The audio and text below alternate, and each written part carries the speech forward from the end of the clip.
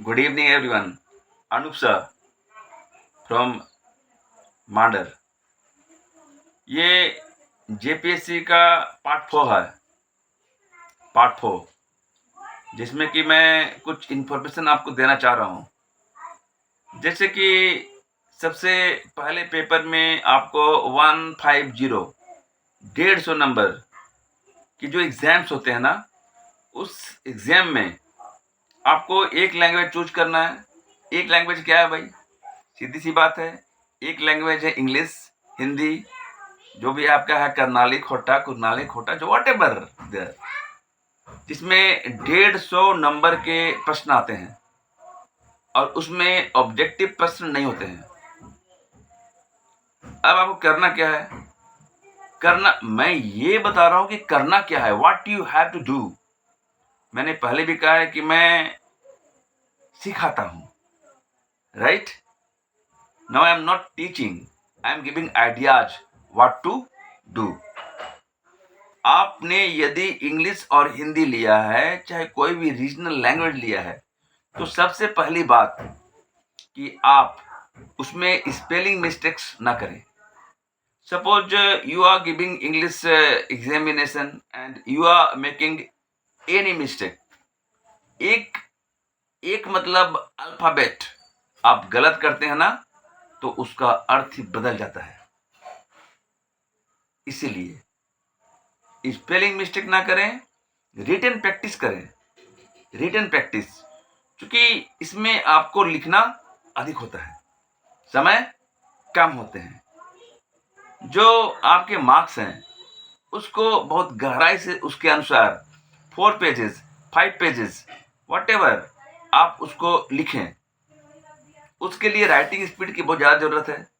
मैंने यहाँ पर पहले भी चर्चा की है, फिर कर रहा हूँ। अगर बात रही इंग्लिश और हिंदी की, जो आपने लिया है रीजनल में, ठीक है, तो उस लैंग्वेज में चूंकि ये 150 नंबर का है, आपका टोटल जा रहा है 950। 150 नंबर यहाँ, फिर उसके बाद 200 इंटू 4 इज इक्वल टू 950। हम इंटरव्यू की बाद में करेंगे, राइट? कि कैसे आप इंटरव्यू में इंटर करें, आपका पीडी कैसे हो, पर्सनैलिटी का डेवलपमेंट कैसे हो, बात करेंगे। लेकिन हाँ, सबसे पहले इन बातों को जान लेना आपको जरूरी है कि यदि आप इंग्लिश के पेपर में घुस रहे हैं, तो इंग्लिश के पेपर में इस बात का ध्यान रखना है कि आप जब एग्जाम हॉल में घुसे हैं, एग्जामिनेशन लिख रहे हैं, मैंने पहले भी कहा है, फिर रिपीट कर रहा हूं कि भाई आप जब लिख रहे हैं तो मुख्य बिंदुओं को अंडरलाइन जरूर करें। नंबर 2, जितने भी पोइट्री हैं, पोइट हैं, उसको सेमीकोलन में बंद करें और उसके बाद आप आगे बढ़ते जाएं। जहां पर दिक्कतें आती है, समस्याएं आती है, तो आप स्टॉप ना करें, अपने हाथ को चलने दें, चलते रहने दें, रुकना नहीं है, ज्यादा सोचना नहीं है।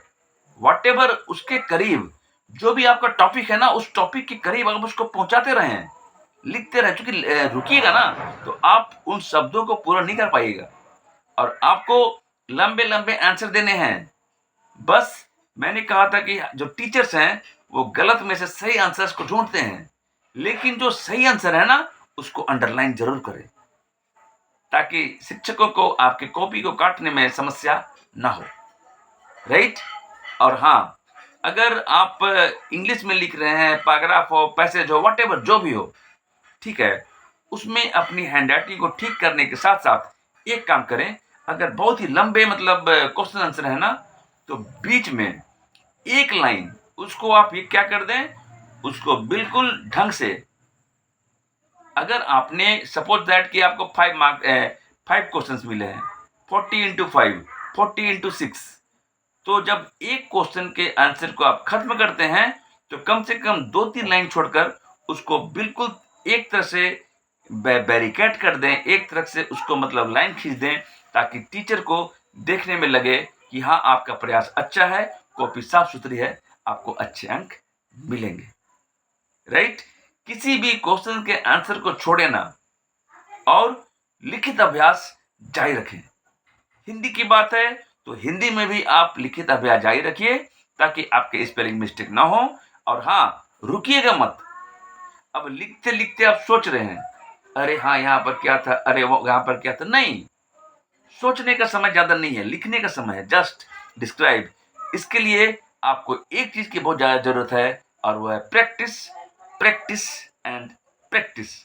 तो आप अपने रीजनल लैंग्वेज में प्रैक्टिस करें, लिख-लिख कर करें, पढ़-पढ़ कर करें, लेकिन हाँ, लिखना मत छोड़िएगा क्योंकि प्रैक्टिस में वो दम है जो इंसान को हर जंग जिता देती है। राइट? सो इस पर आप ध्यान दें। हम मिलते हैं अपने अगले वीडियो में, ठीक है? जहाँ मैं आगे की बातों को बता पाऊँगा। अभी मैंने आपको बता दिया एक ऑप्शनल जो मतलब जिसमें कि आपका मार्क्स ऐड नहीं होगा, ठीक है? अब बताया हूँ मार्क्स जहाँ पर ऐड होगा, ठीक है? 150 राइट?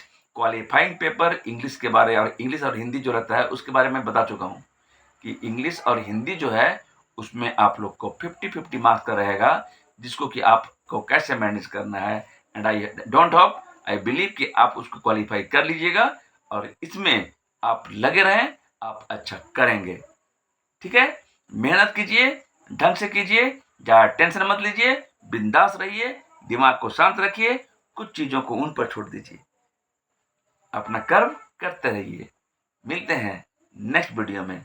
जय हिंद, जय भारत।